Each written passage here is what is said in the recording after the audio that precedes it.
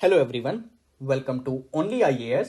स्वागत है आप सभी का करंट अफेयर्स के हमारे एक न्यू लेक्चर में, जिसमें हम डिस्कस करेंगे सोलर एक्लिप्स को। तो बेसिकली आपने न्यूज़पेपर में, मीडिया में कई बार सूर्य ग्रहण के बारे में जरूर सुना होगा। आपने ये भी सुना होगा कि इसके हेल्थ पर बहुत नेगेटिव इंपैक्ट होते हैं, इसको नेकेड आई से देखने पर यह आपको काफी नुकसान पहुंचा सकता है, और बहुत सारी बातें आपने इसके बारे में सुनी होंगी।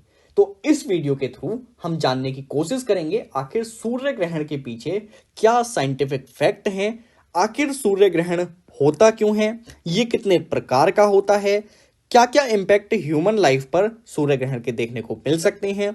इसके अलावा हम डिस्कस करेंगे चंद्र ग्रहण और इसके प्रकार को भी। देखिए, प्रीलिम्स पर्सपेक्टिव से आपको यहां यह जानना बहुत जरूरी है कि सूर्य ग्रहण की कंडीशन में अर्थ, मून और सन की क्या पोजीशन होती है, साथ में लूनर की कंडीशन में भी क्या इनकी पोजीशन रहेगी। ओके, और मेंस पर्सपेक्टिव की बात करें तो आपको यह पता होना जरूरी है कि सोलर एक्लिप्स और लूनर एक्लिप्स के लिए कौन कौन सी कंडीशंस रिक्वायर्ड है। ठीक है, तो चलिए शुरू करते हैं, लेकिन छोटी सी इंफॉर्मेशन हमारे इनिशिएटिव के बारे में।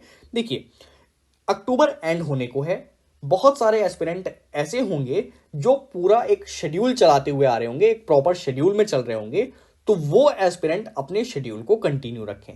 कुछ एस्पिरेंट ऐसे होंगे जिनको इस समय कंफ्यूजन होगा कि हमारी मेंस की प्रिपरेशन ज्यादा बेटर नहीं हो पाई है, और ऐसे में क्या हमें प्रीलिम्स की प्रिपरेशन कंटिन्यू कर देनी चाहिए, या इतने कम समय में हम अपनी प्रिपरेशन को कैसे अच्छे तरीके से मैनेज कर सकते हैं।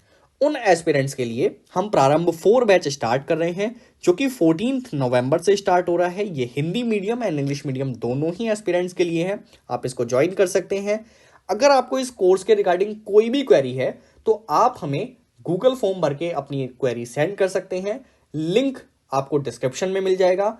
और इसके अलावा मैं एक इंफॉर्मेशन और दे दूं, ये जो हमारा प्रारंभ 4 बैच है, इस बैच में आपको टाइम बाउंड मैनर में पूरा सिलेबस कंप्लीट कराया जाएगा, तो आपको चिंता करने की कोई परेशानी यहां पे नहीं लेनी है। ठीक है, चलिए वापस आते हैं और समझते हैं सूर्य ग्रहण को। देखिए, सूर्य ग्रहण केवल तभी हो सकता है जब अर्थ और सन के बीच में मून आ जाएगा। ठीक है, अब यहां पर होगा क्या, अगर आप अर्थ पर खड़े हुए हैं तो मून के बीच में आने की वजह से जब आप सन को देखेंगे तो यहां एक स्पॉट आपको दिखाई देगा और आप बोलेंगे कि यह सूर्य ग्रहण है। ठीक है, अब देखिए, सूर्य ग्रहण के लिए यह जरूरी है कि यह हमेशा न्यू मून पर ही होता है, या फिर हिंदी में अगर मैं कहूं तो सूर्य ग्रहण हमेशा अमावस्या की रात्रि में होता है। ओके, अब इसके पीछे क्या रीजन है सर? इसके पीछे साइंटिफिक रीजन ये है कि मून को अर्थ के अराउंड एक चक्कर पूरा करने में लगभग 27 दिन का टाइम लगता है। तो ऐसे में अगर मून को अर्थ और सन के बीच में कभी भी आना है तो वो कब आ सकता है? वो केवल और केवल न्यू मून की कंडीशन में आ सकता है, मतलब अमावस्या की रात को ही आ सकता है।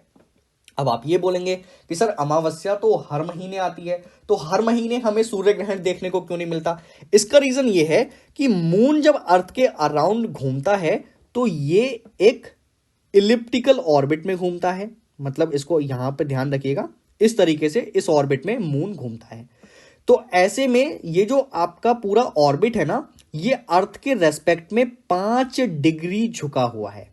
तो इसी वजह से हम हर महीने सोलर एक्लिप्स को महसूस नहीं करते हैं। ठीक है, और ना ही सूर्य ग्रहण हर महीने होता है। ओके, चलिए इसके बाद समझते हैं सोलर एक्लिप्स के टाइप्स को।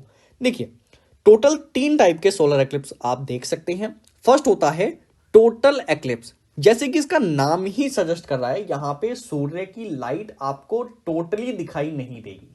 तो यहां क्या होगा, जो मून है वो सन को पूरी तरीके से कवर कर लेता है। अब इसके लिए सिचुएशन क्या जरूरी है? इसके लिए सिचुएशन ये जरूरी है कि आपका जो मून है वो अर्थ के सबसे क्लोज होना चाहिए। जैसा कि अभी मैंने आपको पीछे बताया कि जैसे ये हमारी अर्थ है, इसके अराउंड एक इलिप्टिकल ऑर्बिट है, मतलब हिंदी में बोलेंगे दीर्घवृत्ताकार कक्षा, जिसमें मून घूमता है। तो ऐसे में एक टाइम पर मून यहां होगा और एक टाइम पर मून यहां होगा। तो जब भी मून अर्थ के सबसे क्लोज है और मान लीजिए सन यहां पर हो, तो ऐसी कंडीशन में आपको जो ग्रहण देखने को मिलेगा वो क्या होगा? That will be total eclipse. Fine. चलिए, उसके बाद दूसरा होता है एन्युलर एक्लिप्स। अब सर एन्युलर एक्लिप्स क्या है? इसको हम रिंग ऑफ फायर भी कह देते हैं। This is also known as ring of fire. अब ये रिंग ऑफ फायर क्यों कहा जा रहा है? क्योंकि यहां पर आपको एक रिंग जैसी दिखाई दे रही होगी, यहां पर सनलाइट दिखाई दे रही होगी चारों तरफ, और ये एक रिंग जैसा लग रहा है जो कि आग लगी हुई है जिसके चारों तरफ, ठीक है? तो इसलिए रिंग ऑफ फायर इसको बोला जा रहा है। तो एन्युलर एक्लिप्स आपको कब देखने को मिलता है? एन्युलर एक्लिप्स तब देखने को मिलेगा जब आपका मून अर्थ से सबसे दूरी पर होगा और इसके सामने यहां पर सन होगा, ठीक है? तो ऐसे में आप एक्सपीरियंस करेंगे एन्युलर एक्लिप्स। एन्युलर एक्लिप्स हमारे साइंटिफिक एक्सपेरिमेंट के लिए बहुत जरूरी होता है।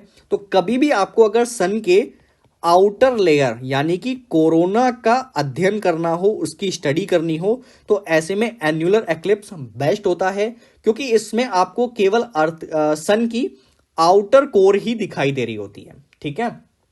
तो इसकी स्टडी आराम से की जा सकती है। अब देखिए होता क्या है, बेसिकली हमने अर्थ पर जो इंस्ट्रूमेंट लगाए हुए हैं वो जो भी स्टडी करना चाहते हैं इस आउटर लेयर की आराम से कर सकते हैं, क्योंकि अगर पूरा सन की लाइट आ रही होती है ना तो हम उस पर अच्छे से फोकस नहीं कर पाते। यहां मून ने पूरी लाइट को जो है हाइड किया हुआ है सन की, केवल आउटर लेयर ही हमें दिखाई दे रही है, तो उसकी स्टडी हम बहुत अच्छे तरीके से कर पाएंगे।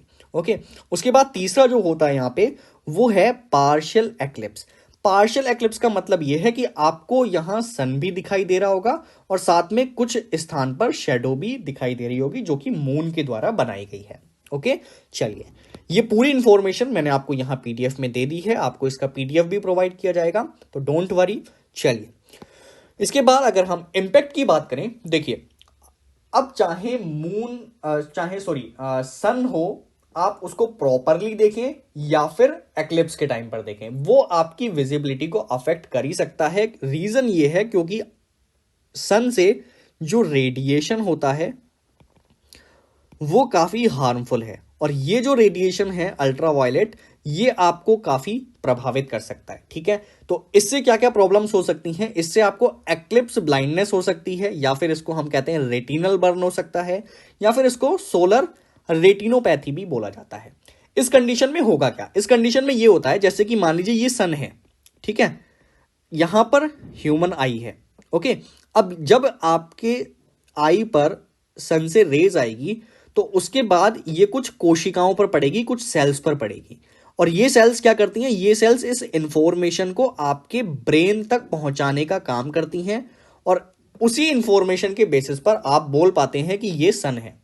इसी तरीके से अगर आपके सामने एप्पल है तो वही होगा, यहां पर एप्पल रखा हुआ है, इसकी लाइट आपकी आईज पर जाएगी, फिर ये जो कोशिकाएं हैं, ये जो सेल्स हैं, वो इंफॉर्मेशन को ट्रांसफर करेंगी ब्रेन तक, और फिर आपको पता लगेगा कि ये एप्पल है। अब जब आप सन को देख रहे होते हैं डायरेक्टली या फिर एक्लिप्स के टाइम पर आप देख रहे होते हैं, तो ऐसी कंडीशन में रेडिएशन की वजह से आपकी ये जो सेल है ना, इनको डैमेज हो जाता है, और अगर ये डैमेज हो गई तो ऐसी कंडीशन में आपको दिखाई नहीं देगा कि हमारे सामने क्या ऑब्जेक्ट है, ठीक है? क्योंकि ये पूरा जो कनेक्शन है ना, ये कट ऑफ हो जाएगा, तो ये काफी हार्मफुल होता है। इसलिए कभी भी ना सन को डायरेक्टली आप देखने की कोशिश ना करें, और ना ही एक्लिप्स के टाइम पर देखने की कोशिश करें, ठीक है? तो ये इसके पीछे साइंटिफिक रीजन है। इसके अलावा आपको यहां पर क्या प्रभाव देखने को मिल सकता है? यहां पर आपको कलर ब्लाइंडनेस भी देखने को मिल सकती है। अब कलर ब्लाइंडनेस का मतलब क्या होता है? कलर ब्लाइंडनेस का मतलब होता है आप कलर को महसूस नहीं कर पाएंगे, आप पहचान नहीं पाएंगे कि ये कौन सा कलर है, ठीक है? तो ये प्रॉब्लम भी यहां पे देखने को मिल सकती है। ओके, और इन प्रॉब्लम्स को ना महसूस करने में लगभग 2 से 3 दिन भी लग जाते हैं। ओके, ऐसा नहीं है कि हमने तुरंत सन को देखा उसके बाद सीधे विजिबिलिटी अफेक्ट हो गई, कलर ब्लाइंडनेस हो गई, एकदम नहीं होता है। 2 से 3 दिन भी इसमें लग सकते हैं। चलिए, ये तो बात हो गई इंपैक्ट की। इसके बाद अब हम आते हैं चंद्र ग्रहण यानी कि लूनर एक्लिप्स पर। देखिए, लूनर एक्लिप्स के लिए कंडीशन ये है कि जब भी सन और मून के बीच में अर्थ आ जाएगी तो इस कंडीशन में हमें चंद्र ग्रहण देखने को मिलेगा। अब चंद्र ग्रहण के प्रकार को समझने के लिए ना आपको 2 चीजों पे फोकस करना है, एक है अम्ब्रा, एक है पेनम्ब्रा। बेसिकली ये छाया है, ठीक है? जैसे सन की जो लाइट आ रही है ना, वो 2 तरीके की छाया बनाती है। अब यहां पर एक छाया जो है उसको अम्ब्रा बोला जा रहा है, हिंदी में इसको छाया कहते हैं, और पेनम्ब्रा को बोलते हैं, इसको आप सर्च कर लीजिएगा पेनम्ब्रा को, अदरवाइज आप पेनम्ब्रा भी लिखेंगे यूपीएससी में, कोई परेशानी नहीं है। तो पेनम्ब्रा यहां पे दूसरी शेडो है। अब देखिए एक्लिप्स की बात करें तो तीन तरीके के लूनर एक्लिप्स हैं। पहला है total lunar eclipse. Total lunar eclipse कब होगा?